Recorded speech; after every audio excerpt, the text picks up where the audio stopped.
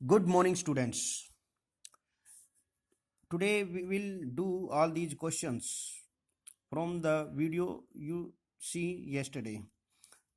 कल आपने जो वीडियो देखी थी आपका chapter 5 of science book coal and petroleum, उससे रिलेटेड ये क्वेश्चंस हैं, वो आज आपको नोटबुक में करने हैं। ये सबसे पहले क्वेश्चंस हैं, डिफरेंशिएट द फॉलोइंग इन एग्जिस्टेबल। आप इन क्वेश्चंस को करने के लिए उस वीडियो की मदद लेना, और मैं भी वैसे एक्सप्लेन कर रहा हूँ। और आप एनसीईआरटी की बुक परचेज कर लीजिए, साइंस की एनसीईआरटी की इंग्लिश मीडियम की, वो किसी भी बुक डिपो से मिल जाएंगी।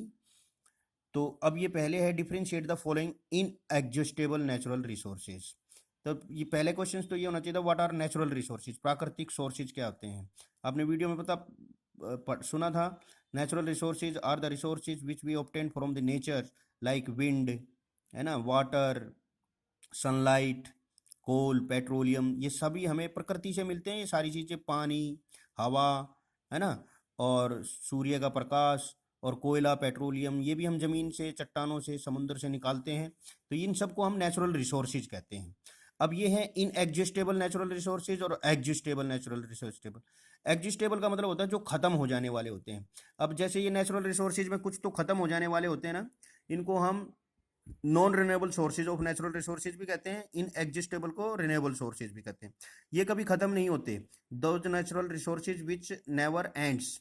फॉर एग्जांपल सनलाइट, एयर, जब तक हम जिंदा, हवा, सनलाइट वगैरह ये खत्म नहीं होंगे ना, है ना, तो इनको हम इन एग्जिस्टेबल कहते हैं। एग्जिस्टेबल जैसे कोयला, पेट्रोलियम, ये तो लिमिटेड है, these are limited in natures, है ना, ये इनकी मात्रा लिमिटेड है, ये कुछ समय के बाद अगर हम इसी प्रकार से यूज करते रहें तो ये खत्म हो जाएंगे, एग्जिस्टेबल नेचुरल रिसोर्सेज।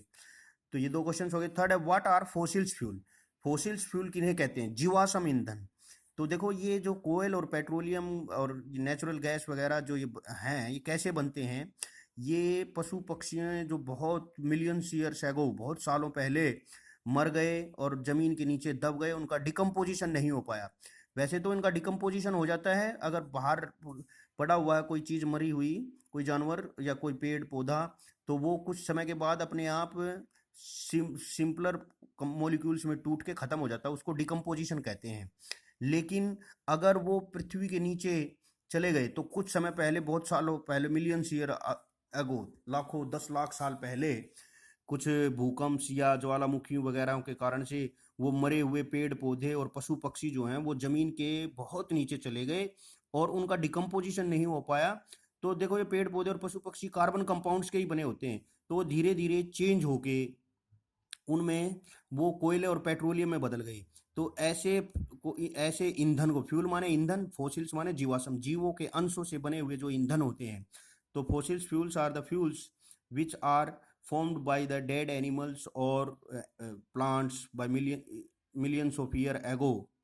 तो ये इसकी डेफिनेशन ऐसे करेंगे, एग्जांपल ये कोयला और पेट्रोलियम होंगे। Define carbonation. कार्बोनेशन क्या होता है?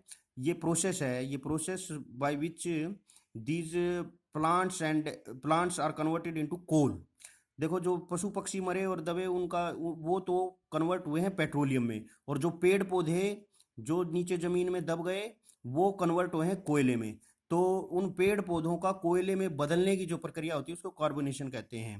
This is the process to the change of the conversion of dead plants and vegetation into coal is known as carbonation.